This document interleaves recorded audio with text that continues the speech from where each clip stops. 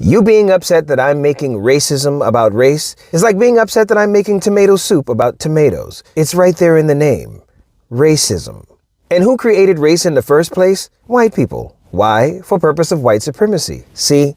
Once again, it's right there in the name, white supremacy. So you being upset that I mentioned color when talking about white supremacy is yet again interesting, to say the least. Oh, but this is a big world and the world doesn't revolve around the United States, right? Perhaps you forget that white supremacy was imported to the United States from abroad. Oh, but you're Eastern European and not Western European. You were colonized, not the colonizer. So you get a pass, right?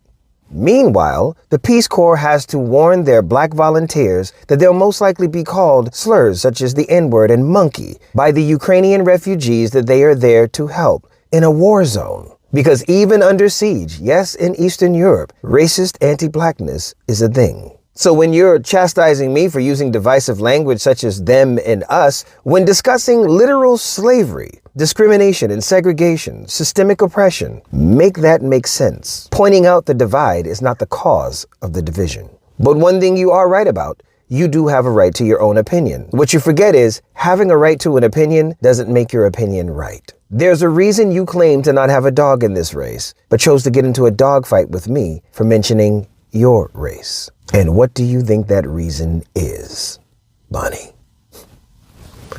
We out here.